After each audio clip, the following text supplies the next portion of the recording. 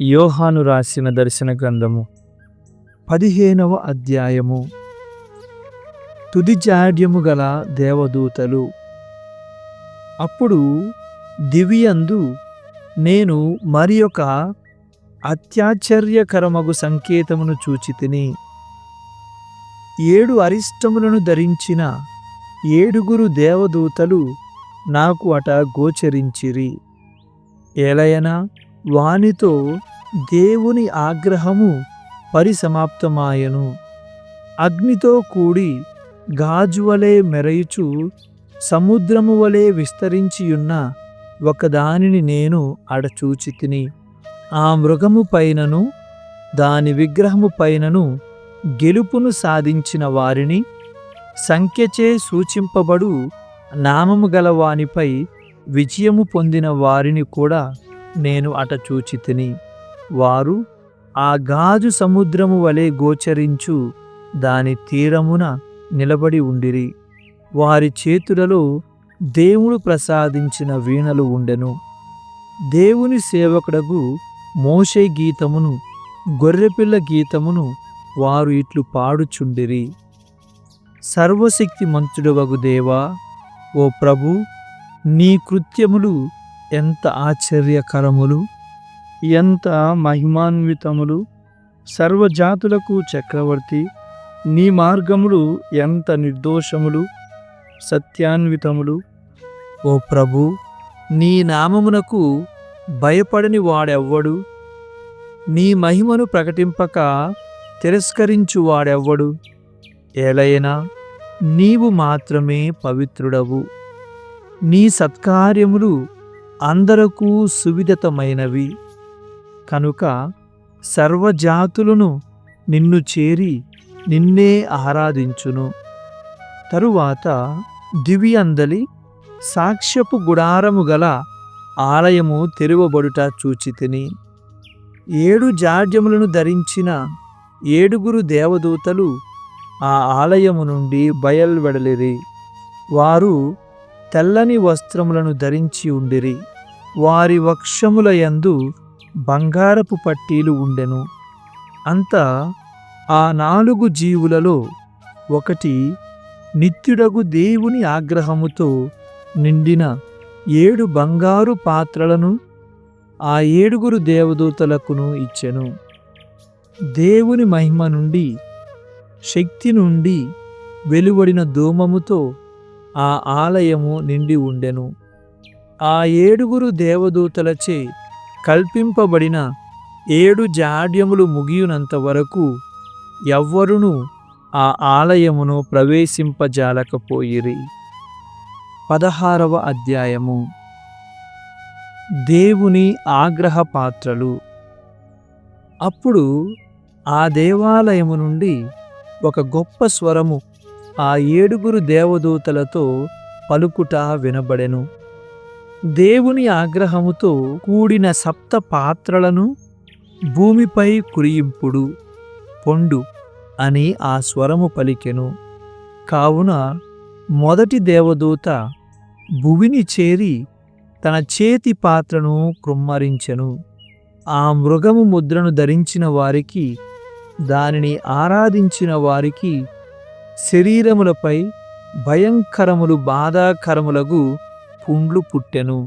అంతా రెండవ దేవదూత తన పాత్రను సముద్రముపై కుమ్మరించెను. దానితో ఆ జలమంతా మృతుని రక్తము వలె మారిపోయెను. ఆ సముద్రములో ఉన్న జీవులన్నీయు చనిపోయెను. పిమ్మట మూడవ దేవదూత తన చేతి పాత్రను నదులపైనను నీటి ఊటలపైనను కృమ్మరించెను. దానితో అవి రక్తమయములయ్యెను. అప్పుడు జలాది దేవదూత ఇట్లు పలుకుట వింటిని.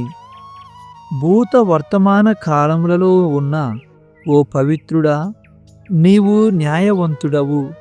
ఏలయనా నీవు అట్లు తీర్పు విధించితివి. ఏలయనా వారు పరిశుద్ధుల ప్రవక్తల రక్తమును చిందింపచేసితిరి కదా, కనుకనే వారు త్రాగుటకు రక్తమును వసగితివి. వారికి యోగ్యమైన దానిని వారు పొందుచున్నారు. అంతటా బలిపీఠము నుండి ఒక కంఠస్వరము, సర్వశక్తిమంతుడవగు ఓ దేవా, ఓ ప్రభు, నీ నిర్ణయములు సత్యాన్వితములు, న్యాయసమ్మతములు అని పలుకుట నాకు విదితము అయ్యను. పిమ్మట 4వ దేవదూత తన చేతి పాత్రను సూర్యునిపై కుమ్మరించెను. తన ప్రచండమగు ఉష్ణముతో సూర్యుడు మానవులను దహింప అనుమతి పొందెను.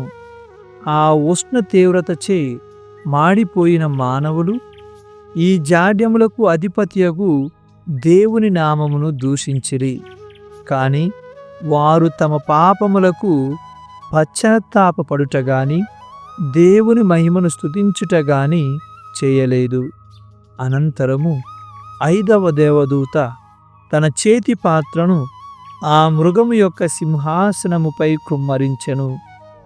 ఆ మృగరాజ్యమును అంధకారము ఆవరించెను.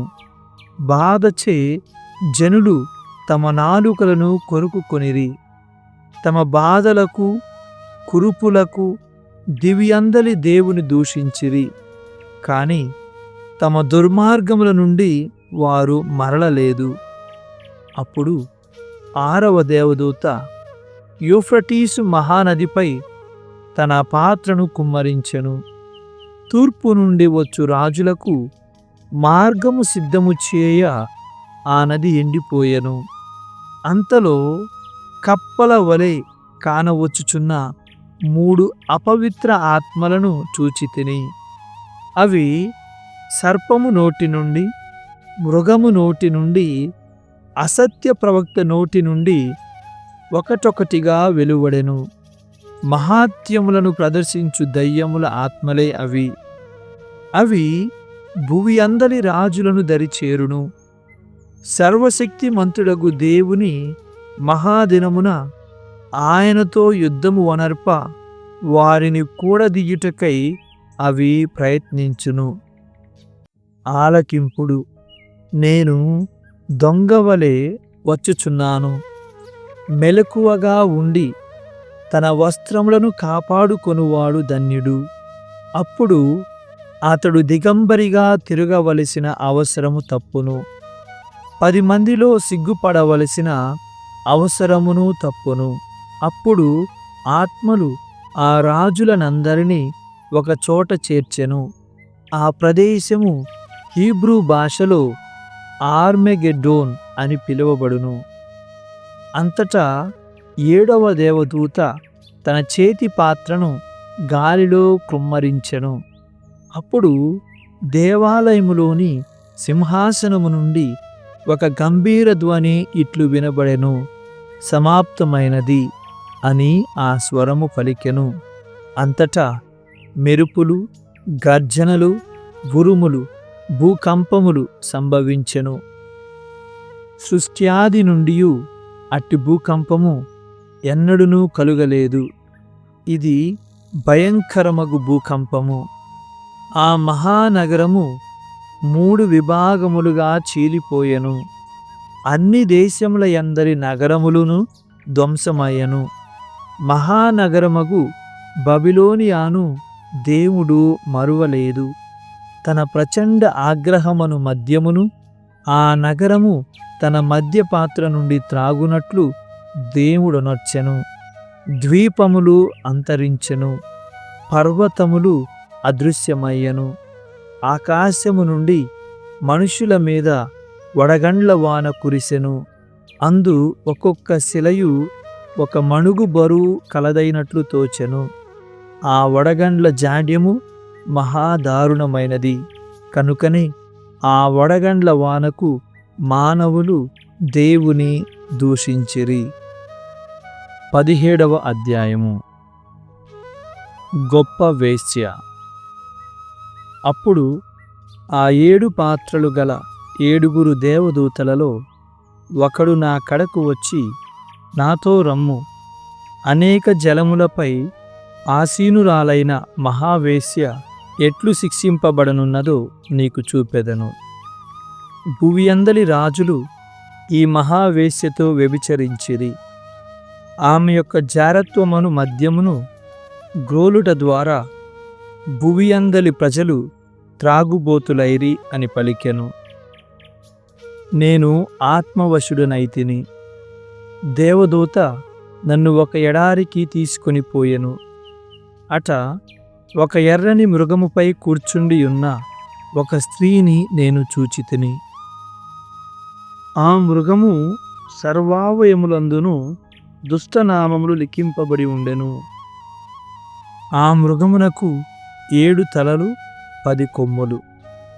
ఆ స్త్రీ ధూమ్ర రక్తవర్ణములు గల వస్త్రములను ధరించి ఉండెను. ఆమె సువర్ణాభరణములను, అమూల్యములైన రత్నములను, ముత్యములను దాల్చియుండెను.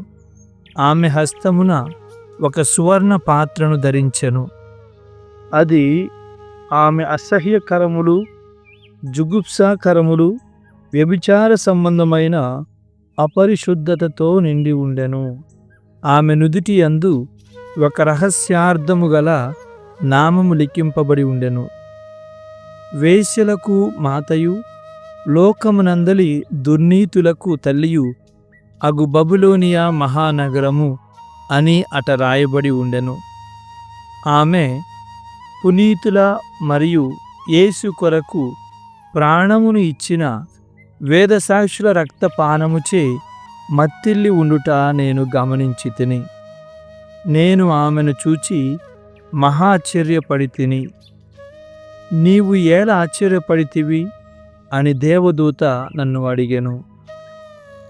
ఆ స్త్రీ యొక్కయు ఆమెను మోయుచున్న 7 తలలు 10 కొమ్ములు గల మృగము యొక్కయు రహస్యార్థమును నీకు ఎరిగించెదను. నీవు చూచిన మృగము ఒకప్పుడు సజీవియే, కాని ఇప్పుడు జీవమును కోల్పోయినది. అది అగాధము నుండి వెలువడి నాశనము వనర్పబడనున్నది. సృష్టాది యందు సజీవుల గ్రంథమునందు పేర్లు చేర్పబడని వారందరూ ఆ మృగమును చూచి ఆశ్చర్యపడుదురు. ఏలయనా ఒకప్పుడు అది సజీవియే, ఇప్పుడు నిర్జీవి, కానీ పునర్జీవి అగును. కానీ ఇది బోధపడుటకు జ్ఞానము, అవగాహన శక్తి అవసరము. 7 శిరస్సులే 7 పర్వతములు. ఆ 7 పర్వతములపై ఆ స్త్రీ ఆసీనురాలగును. అవియే 7 రాజులు. వానిలో 5 పతనమైరి, ఒకరు అధికారము నెరపుచున్నారు, ఒకరు ఇంకనూ రాలేదు. వచ్చిన అనంతరము కేవలము కొలది కాలము మాత్రమే నిలుచును. ఒకప్పుడు సజీవి అయినను ఇప్పుడు నిర్జీవియగు ఆ మృగమే 8వ రాజు. అతడు మొదటి 7 సంబంధించిన వాడే. అతడును నశించును. నీవు చూచిన 10 కొమ్ములు 10 మంది రాజులు. వారి రాజ్యాధికారము ఇంకనూ ప్రారంభము కాలేదు. కాని మృగముతో పాటు 1 గంట కాలము రాజులుగా వారికి అధికారము ఇవ్వబడెను. ఈ 10 మంది ఉద్దేశము ఒక్కటే. వారు తమ శక్తిని, అధికారమును ఆ మృగమునకు అప్పగింతురు. వారు గొర్రెపిల్లతో పోరాడుదురు, కాని గొర్రెపిల్ల వారిని ఓడించును. ఏలయనా ఆయన ప్రభువులకు ప్రభువు, రాజులకు రాజు.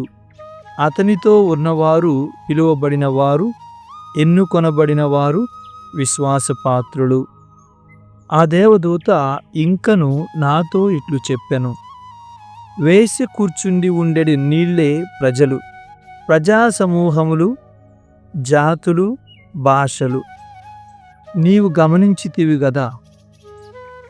నీవు చూచిన ఆ 10 కొమ్ములు, ఆ మృగము కూడా ఆ వేశ్యను ద్వేషించును.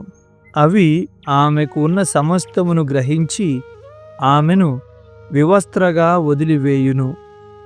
అవి ఆమె మాంసమును తిని ఆమెను అగ్నిచే దగ్ధమొనర్చును. ఏలయనా దేవుని వాక్కు నెరవేరు వరకును ఏకాభిప్రాయముతో తమ రాజ్యాధికార శక్తిని మృగమునకు ఇచ్చుట ద్వారా తన ఆశయమునే నెరవేర్చు వాంఛలను దేవుడు వారి మనసులలో ప్రవేశపెట్టెను. నీవు చూచిన ఆ స్త్రీ భువి అందరి రాజులపై ఆధిపత్యమును వహించు మహానగరము. హెబ్రీయులకు వ్రాసిన లేఖ 5వ అధ్యాయం. ప్రతి ప్రధాన యాజకుడు ప్రజల నుండి ఎన్నుకొనబడి వారి పక్షమున దేవుని సేవయందు పాపముల పరిహారమునకై కానుకలను బలులను అర్పించుట కొరకు నియమింపబడెను. తానే పెక్కు విధములుగా బలహీనుడు కనుక అజ్ఞానము వలన దోషములునొచ్చు వారితో అతడు సౌమ్యముగా ఉండగలుగును. తానే బలహీనుడు కనుక ప్రజల పాపముల కొరకే కాక తన పాపముల నిమిత్తము కూడా బలులను అర్పింపవలెను. ప్రధాన యాజక పదవి గౌరవమును ఎవరంతట వారు పొందలేరు. అహరోను వలె దేవుని పిలుపు వలననే ఏ వ్యక్తి అయినా ప్రధాన యాజకుడుగా చేయబడును. అదే విధముగా ప్రధాన యాజక పదవీ గౌరవమును క్రీస్తు తనకు తాను ఆపాదించుకోలేదు. దేవుడే ఆయనను నియమించారు. అంతేకాక దేవుడు ఆయనతో ఇట్లనెను, నీవు నా కుమారుడవు, నేడు నీకు తండ్రినైతిని. మరి ఒక చోట దేవుడు ఇట్లు చెప్పెను, మెల్కీసెదెకు యాజక క్రమమున నీవు సర్వదా యాజకుడవై ఉందువు. తన ఇహలోక జీవితమున మృత్యువు నుండి తనను రక్షింప శక్తి కలిగిన దేవుని గూర్చి యేసు ఏడ్పులతో కన్నీటితో పెద్దగా ఎలుగెత్తి ప్రార్థించెను. ఆయన భక్తి విధేయతలు కలవాడగుట చేతనే దేవుడు ఆయన ప్రార్థనను ఆలకించెను. తాను దేవుని పుత్రుడై ఉండి కూడా తాను పొందిన బాధల ద్వారా విధేయుడై ఉండుటను ఆయన అభ్యసించెను. ఆయన ఇప్పుడు పరిపూర్ణుడై విధేయులగు వారి శాశ్వత రక్షణకు మూలమాయను. మెల్కీసెదెకు యాజక క్రమమున ప్రధాన యాజకునిగా దేవుడు ఆయనను ప్రకటించెను. పతనమునందకుండుటకు హెచ్చరిక. దీనిని గూర్చి మేము చెప్పవలసినది చాలా ఉన్నది, కాని విషయములను మీరు త్వరగా గ్రహింపకుండుట వలన మీకు వివరించుట కష్టము. ఇప్పటికే మీరు బోధకులై ఉండవలసి ఉన్నను, మీకే వేరొకరు బోధింపవలసి ఉన్నది. దేవుని సందేశమును గూర్చిన ప్రాథమిక విషయములు కూడా మీకు తెలియవు. అన్నము తినదగిన మీరు ఇంకనూ పాలే త్రాగవలసి ఉన్నది. ఎవరైనా పాలు త్రాగవలసి ఉన్నచో వారు ఇంకనూ మంచి చెడులందు అనుభవము లేని శిశువులే.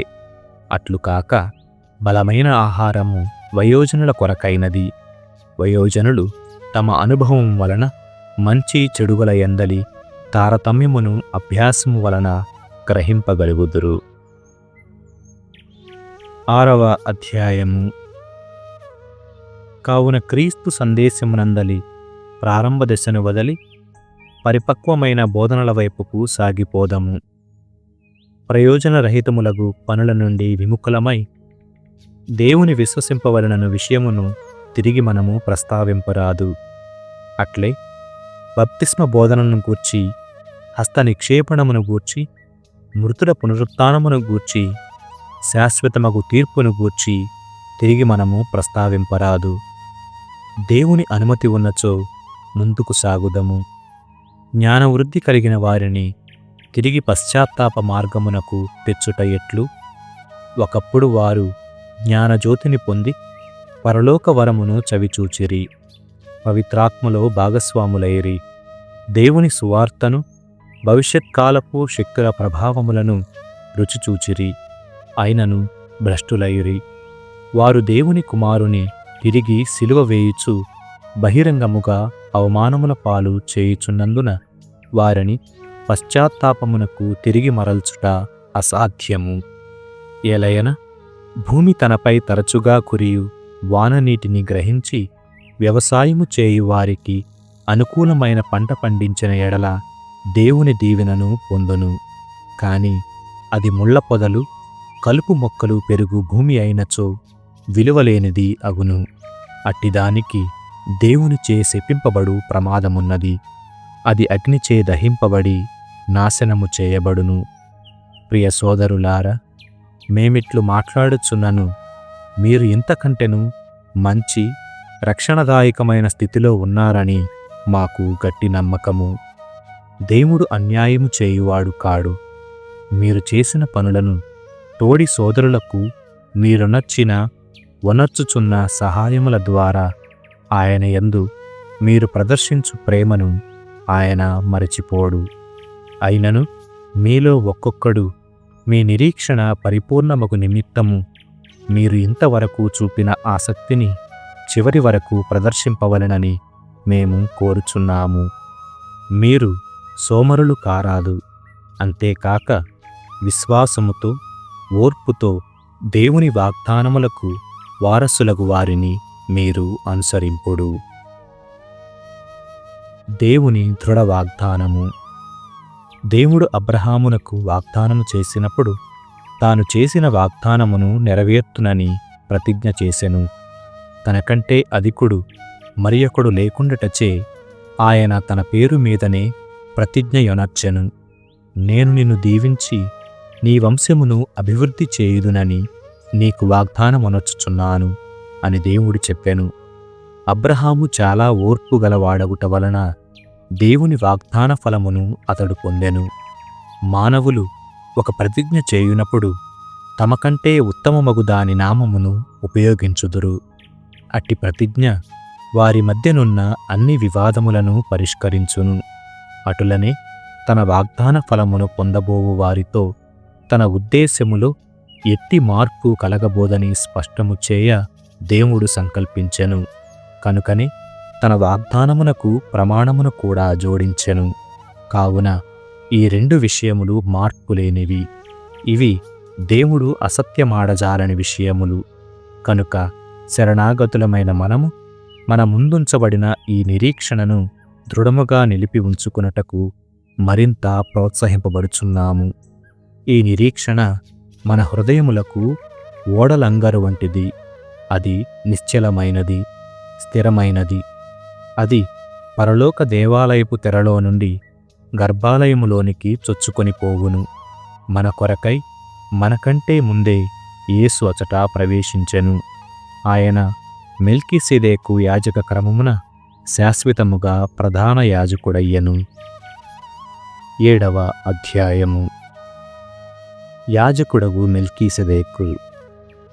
ఈ మెల్కీసెదెకు సాలేము రాజు, సర్వోన్నతుడగు దేవుని యాజకుడు.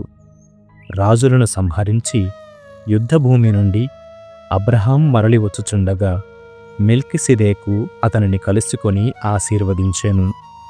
తన వద్దనున్న సర్వస్వము నుండి 10వ వంతును అబ్రహాము ఆయనకు ఇచ్చెను. మెల్కీసెదెకు పేరునకు నీతిమంతుడగు రాజు అని మొదటి అర్థము.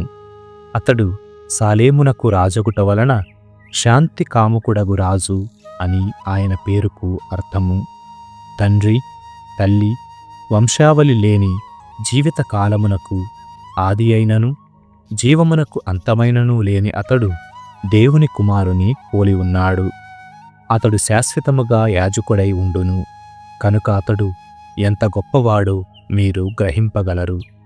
మూలపురుషుడు అబ్రహాము తాను యుద్ధమున సంపాదించిన సర్వస్వము నుండి అతనికి 10వ వంతు ఇచ్చెను. అదేవిధముగా లేవీ వంశమునకు చెంది యాజకత్వము పొందువారు తమ సహోదరులు అబ్రహాము సంతతి వారైనను ధర్మశాస్త్రము చొప్పున వారి యొద్ద అనగా ప్రజల యొద్ద 10వ వంతును పుచ్చుకొనుటకు ఆజ్ఞను పొందియున్నారు.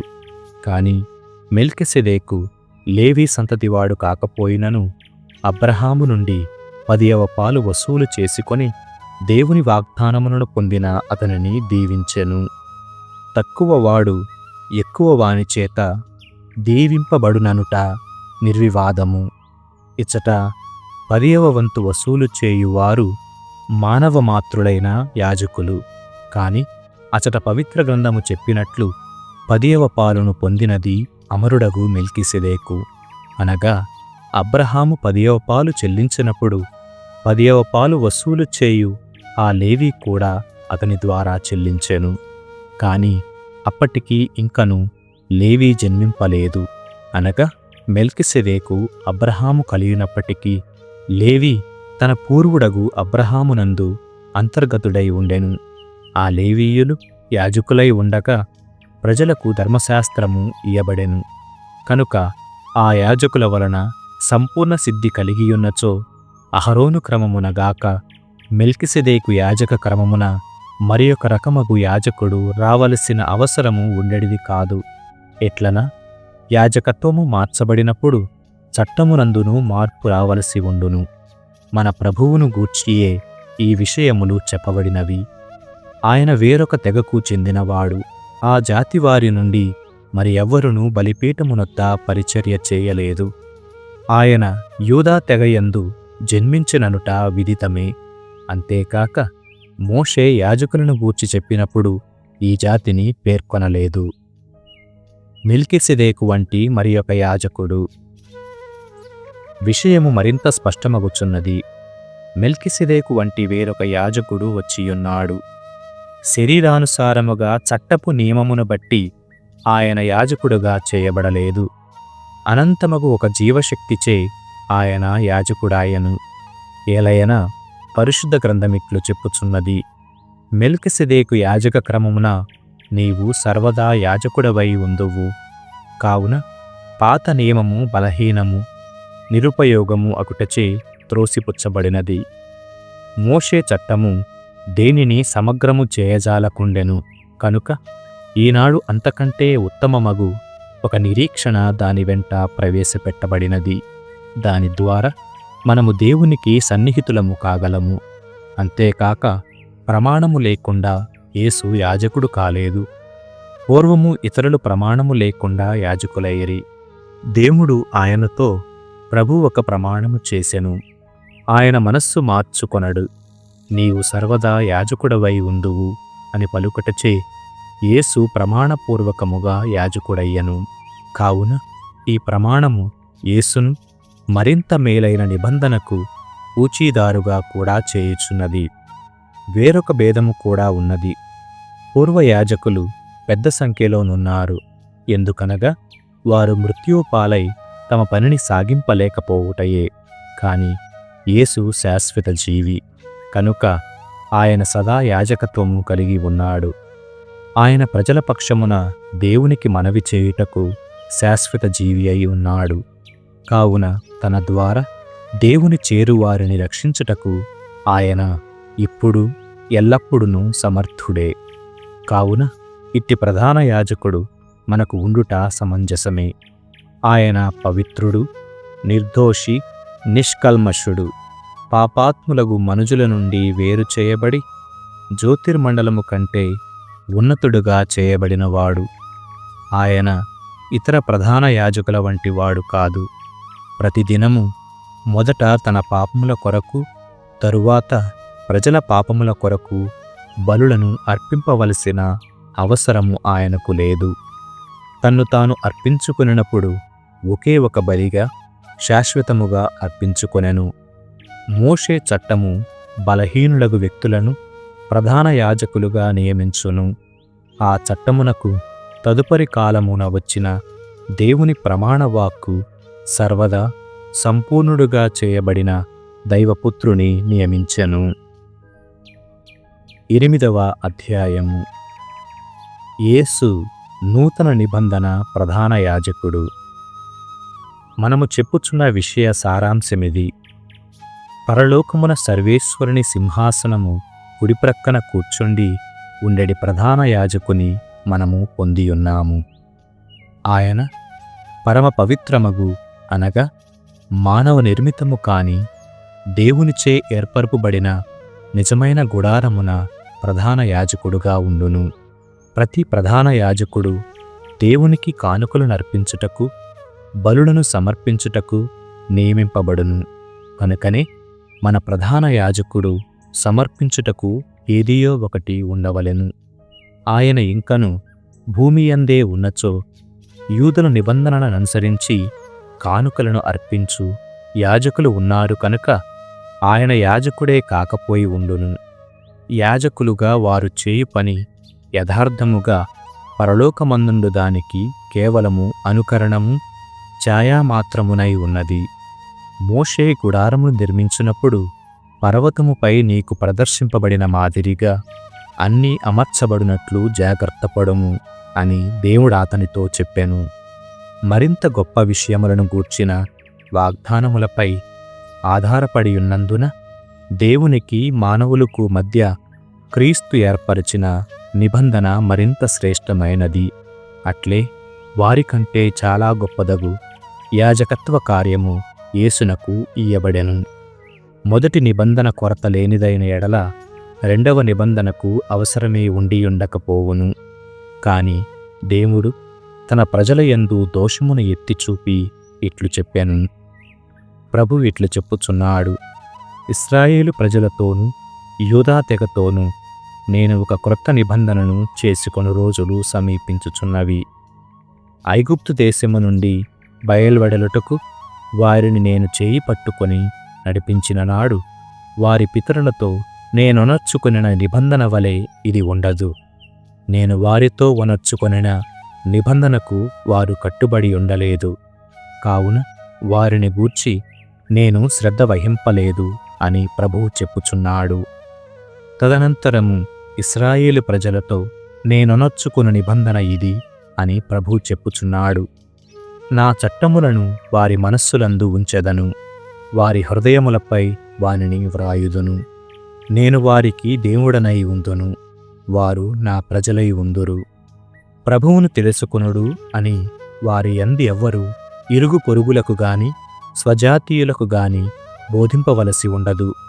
అత్తెలుపును నుండి అత్తెదుకుని వరకు అందరూ నన్ను గ్రహింతురు. వారి దోషములపై నేను దయచూపుదును, వారి పాపములను ఇక జ్ఞాపకము ఉంచుకొనను.